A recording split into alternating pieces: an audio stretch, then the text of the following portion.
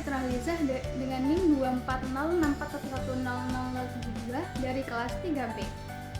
Di sini saya akan menjelaskan ketiga materi dari evaluasi pembelajaran IPA dengan dosen pengampu yaitu Ibu Herlina Mulyasuti, SPD MPD. Materi yang pertama yaitu tentang pengukuran, asesmen, dan evaluasi.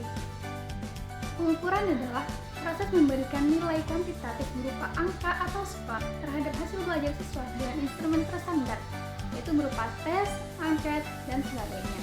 Hasilnya yaitu objektif dan menjadi dasar untuk asesmen. Yang kedua yaitu asesmen.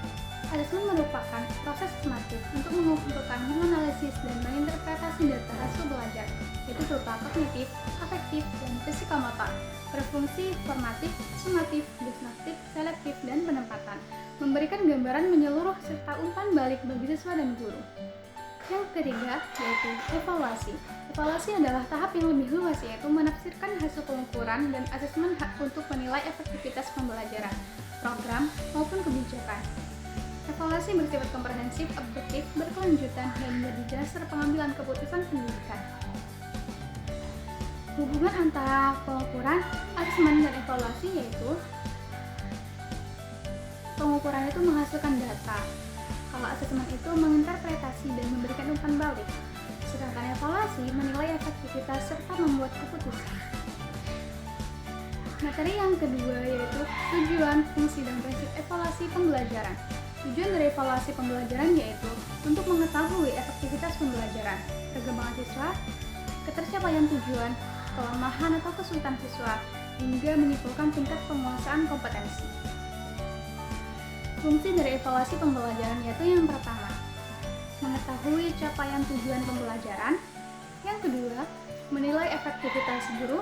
Yang ketiga, selektif yaitu menyeleksi siswa.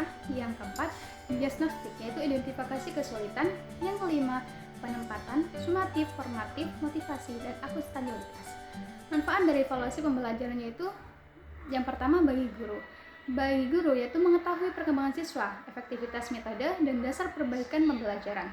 Yang kedua yaitu bagi siswa, yaitu berupa motivasi, tolak ukur capaian, perbaikan cara belajar.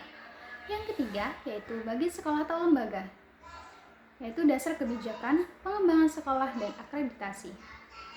Prinsip dari evaluasi pembelajaran yaitu kontinuitas, komprehensif, objektif, praktis, valid, adil, transparan, bermakna, serta berorientasi pada kompetensi.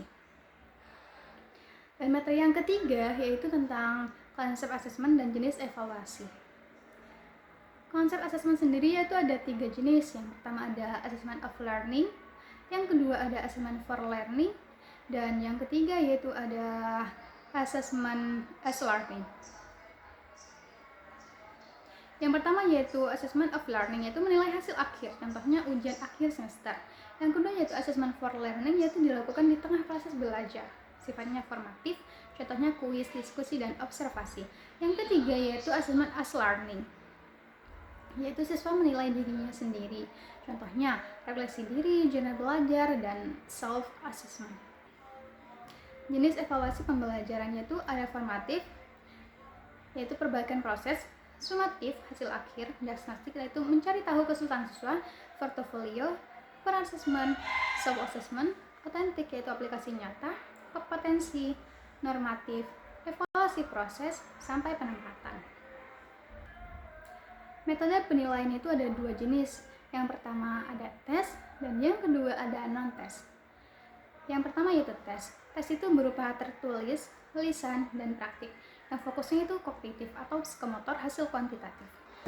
Yang kedua yaitu ada non-tes, yaitu berupa observasi, wawancara, portofolio, serta angket, yaitu menilai sikap siswa, minat, motivasi, dan hasil kualitatif.